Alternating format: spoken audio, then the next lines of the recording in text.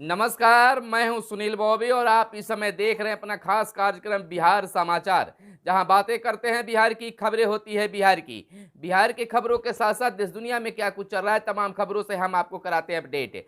बिहार में शिक्षा रोजगार का क्या है हाल और गांव की सरकार को लेकर क्या कर रही है नीतीश सरकार, तमाम खबरों से हम आपको कराते हैं अपडेट। इस समय की सबसे बड़ी खबर बता दें कि जहां केंद्र सरकार ने मनरेगा मजदूरों का मानदेय यानी मजदूरी बढ़ा दिया है, वहीं अब बिहार के नेताजी श्रवण कुमार इसका विरोध भी कर रहे हैं। यानी कि कहा है कि मात्र 18 रुपया मजदूरी बढ़ाना एक बिहार के लिए छलावा है। और दूसरी ओर बता दें कि बिहार में मध्याह्न भोजन बनाने वाले जितने भी लोग हैं सरकारी विद्यालय में, पीएम पोषण योजना में काम करने वाले रसोइयों का मानदेय बढ़ाने के सवाल के जवाब में सदन में बिहार के शिक्षा मंत्री प्रोफेसर चंद्रशेखर ने कहा है कि रसोइयों को चतुर्थ वर्गीय कर्मचारी का दर्जा नहीं दिया जा सकता है, इसका कोई प्रस्ताव नहीं है। लेकिन 2018 से अब तक केंद्र सरकार को रसोइया के मानदेय बढ़ाने को लेकर चार बार पत्र लिखा गया है, लेकिन बढ़ोतरी नहीं किया गया है। यानी कि राज्य स्तर पर मानदेय बढ़ाने की योजना है, लेकिन केंद्र सरकार की ओर से कोई प्रस्ताव इसका पारित नहीं हुआ है। तो अब देखना यह होगा कि रसोइयों का कितना मानदेय बढ़ता है या घटता है। इधर बात कर ले शिक्षा विभाग की, तो शिक्षा विभाग बिल्कुल इस समय समझिए देश स्तर पर नंबर 1 पर चल रहा है, जहां इंटर की परीक्षा के बाद तुरंत ही रिजल्ट यानी कि देश स्तर पर सबसे पहले रिजल्ट जारी करने वाला बना बिहार बोर्ड। तो 10वीं क्लास के मैट्रिक का भी रिजल्ट शीघ्र आने की संभावना बताई जा रही है। यानी कि और दूसरी ओर हम आपको बताते चले कि मार्च साहब को यानी शिक्षक को एक बार फिर से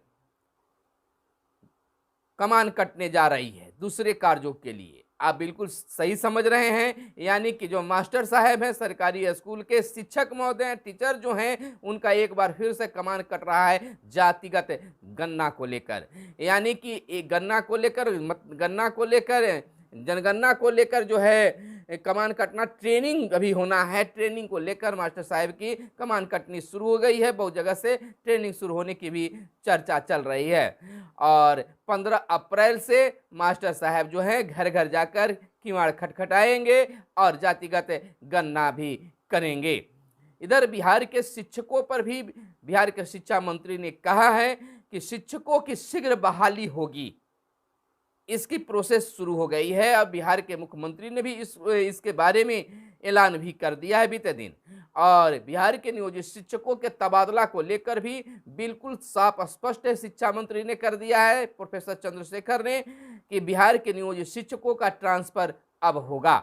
यानी कि पहले महिला और दिव्यांग शिक्षकों के ही ट्रांसफर के प्रोसेस था, लेकिन अब नई नियमावली बनकर तैयार है। लॉन्च होते ही शिक्षकों का तबादला होगा, जिसमें महिला दिव्यांग शिक्षकों के साथ साथ पुरुष शिक्षकों का भी ऐच्छिक तबादला होगा। इधर बिहार में पंच और सरपंच साहब का आंदोलन बेहतर रहा, लेकिन सरकार के कानों तक जू तक नहीं रेंगा। बिहार के पंच और सरपंच संघ का कहना था कि हमें चुनाव से पहले कहा गया था या खूब जोर शोर से प्रचार किया गया था कि पंच और सरपंच को न्याय के साथ विकास करने का जिम्मेवारी भी मिलेगी। जैसे मुखिया जी कोई कार्य कराते हैं तो उनका निरीक्षण और देखरेख करने का, सही गुणवत्तापूर्ण जांचने की जिम्मेवारी सरपंच साहब को मिलेगा, लेकिन अलबत्ता ऐसा कुछ भी नहीं हुआ। वहीं अब वार्ड सदस्य भी खुद को ठगे हुए महसूस करने लगे हैं। वार्ड सदस्यों को लेकर तो बड़े बड़े पत्र जारी कर दिए जा रहे हैं कि वार्ड में यह काम होगा, वार्ड सदस्य यह काम कराएंगे, वार्ड सचिव यह काम कराएंगे, लेकिन अब तक उन्हें दरकिनार किया जाता रहा है, उनका हक और अधिकार नहीं मिल रहा है। अलबत्ता सदन में एक मामला उठाया गया वार्ड सदस्यों को लेकर, जिसमें कहा गया कि वार्ड सदस्यों को मानदेय 500 से 10,000 रुपया कर दिया जाए। तो यह मांग एक मजाक साबित हो रहा है। एक छलावा साबित मान रहे हैं बिहार के वार्ड सदस्य। कुछ चर्चा अब बड़ी खबर पर कर लेते हैं कि बिहार की अनदेखी का आरोप लगा, राज्य के वरिष्ठ मंत्रियों ने केंद्र को घेरा। विजय चौधरी का कहना है कि केंद्र की नीतियां बिहार हित के अनुकूल, और वहीं संजय का कहना है कि सिंचाई परियोजनाओं में केंद्र नहीं कर रहा है सहयोग। यानी कि बिहार के वित्त मंत्री ने कहा है कि राज्य के विकास के लिए बिहार को मिले विशेष राज्य का दर्जा, और 2.66 लाख करोड़ की निकासी को बिहार विनियम विधेयक 2023 पारित। आपको बताते चले कि बिहार के वित्त मंत्री विजय कुमार चौधरी ने कहा है कि केंद्र सरकार की नीतियां बिहार के हित के प्रतिकूल रहती है। बिहार के हक की बात पर हमेशा भारत सरकार डंडी मारने का काम करती आई है। इसके बावजूद अपने बलबूते और कुशल वित्तीय प्रबंधन में से बिहार की विकास दर निरंतर दोहरे अंक में रहती है। वहीं जल संसाधन मंत्री संजय कुमार झा ने कहा है कि बिहार की एक भी सिंचाई परियोजनाओं में केंद्र सरकार का सहयोग नहीं मिल रहा है। नदी जोड़ परियोजना हो या कोसी विकास परियोजना गठन का मामला, केंद्र सरकार के स्तर पर गंभीर दिशा में कार्रवाई नहीं की जा रही है। कोसी विकास प्राधिकरण में अविलंब गठन कराने की बात कही गई है। राज्य में बिना पूछे केंद्र योजनाएं लागू कर देता है केंद्र सरकार। इधर हम आपको बता दें कि सिमरिया घाट का काम अप्रैल से होगा शुरू, संजय झा का कहना है। और मनरेगा मजदूरी में 18 रुपये की बढ़ोतरी छलावा। राज्य सरकार के ग्रामीण विकास मंत्री श्रवण कुमार ने बिहार के मनरेगा मजदूरों की मजदूरी दर में केंद्र सरकार द्वारा किए गए मात्र 18 रुपये की बढ़ोतरी को नाकामी बताया है, यानी कि नाकाफी बताया है। और गौर हो कि वर्तमान में बिहार में मनरेगा मजदूरों को 210 रुपये प्रतिदिन की दर से मजदूरी का भुगतान किया जाता है, जो 1 अप्रैल से अब बढ़कर 228 रुपये प्रतिदिन होगा।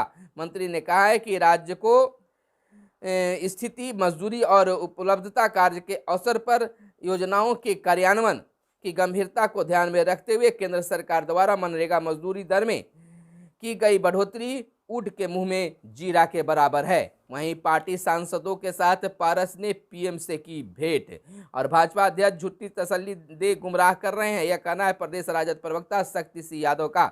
वहीं सांसद सुशील मोदी से मिले सम्राट चौधरी। उप मुख्यमंत्री सह भाजपा सांसद सुशील कुमार मोदी से भाजपा के नवनियुक्त प्रदेश अध्यक्ष सम्राट चौधरी ने मुलाकात की। भाजपा नेता ने कहा है कि रविवार की रात सम्राट चौधरी दिल्ली आवास पर मिलने आए थे। भविष्य की रणनीति पर विस्तार से चर्चा भी हुई। और ऐतिहासिक होगा अशोक महान का जयंती समारोह। और केंद्र से समय पर नहीं मिलती है खाद, कृषि मंत्री ने लगाया है आरोप। वहीं रसोइयों की मानदेय वृद्धि को लेकर केंद्र को भेजा गया है पत्र। शिक्षा मंत्री का यह बड़ा बयान सदन से निकल कर आई है। और बिहार में केवल भाजपा ही दिखेगी, सम्राट चौधरी ने कहा है। सम्राट चौधरी जैसे ही भाजपा का कमान प्रदेश स्तर का मिला, वैसे ही उन्होंने प्रेस कॉन्फ्रेंस करके कहा कि बिहार में केवल भाजपा ही दिखेगी। 2025 में बिहार में भाजपा की सरकार बनेगी। और थानों में एफआईआर दर्ज नहीं करने का मामला विधानसभा में उठा। प्राथमिकी में कोताही बरतने वालों पर कार्रवाई होगी, मंत्री ने कहा। मंत्री विजेंद्र यादव ने कहा, अगर कोई ऐसा मामला हो तो उसकी जानकारी दीजिए। राजद वाम दल के कई विधायकों ने उठाया सवाल। और मौन क्रांति का प्रतीक बनी जीविका, वित्त मंत्री ने कहा है। और विधानमंडल में बिहार विनियोग विधेयक 2023 पर हुए विचार विमर्श पर वित्त मंत्री विजय कुमार चौधरी ने अपनी बात रखते हुए कई बातों को सामने रखा। और सदन में मेज थपथपा कर तेजस्वी को दी गई बधाई, यानी कि तेजस्वी पिता बन गए हैं। चारों तरफ से उन्हें बधाइयां मिल रही है। बिहार के वरिष्ठ रंगकर्मी तनवीर देश में इप्टा का करेंगे अब नेतृत्व। और पटना शहर में 30 सितंबर से नहीं चलेगी डीजल वाली सिटी बसें। और इधर बता दें कि राहुल गांधी के समर्थन में महागठबंधन का मार्च, सियासी तकरार, जदयू राजद समेत 7 दलों के विधायक हुए शामिल। राहुल गांधी को बंगला खाली करना अब होगा। इधर सदस्यता और जेपीसी के मुद्दे पर विपक्ष का संसद में हंगामा, यानी कि राहुल गांधी के समर्थन में महागठबंधन का मार्च और राज्य के न्यायालयों में 1500 डाटा एंड सिस्टम एनालिस्ट होंगे अब नियुक्त। कैबिनेट का फैसला है। आपको बता दें पटना के अदालतगंज में पटना हाईकोर्ट के कर्मियों का आवास बनेगा और बुद्ध सम्यक दर्शन संग्रहालय के लिए 73 करोड़ रुपए मंजूर और कोरोना प्रोटोकॉल के पालन का निर्देश। मॉक ड्रिल होगी। आपको बता दें कि केंद्रीय स्वास्थ्य सचिव ने राज्यों को दिए हैं कई निर्देश। अस्पतालों में 10 और 11 अप्रैल को होगी मॉक ड्रिल। और बीपीएससी पीटी की रिजल्ट जारी, 3590 हुए सफल और तेजस्वी यादव बने पिता। लालू परिवार में खुशी की लहर। इधर भाजपा सम्राट चौधरी ने भाजपा प्रदेश अध्यक्ष का कमान पदभार संभाला और लालू को नोटिस जारी करने से सुप्रीम कोर्ट का इनकार चारा घोटाला को लेकर।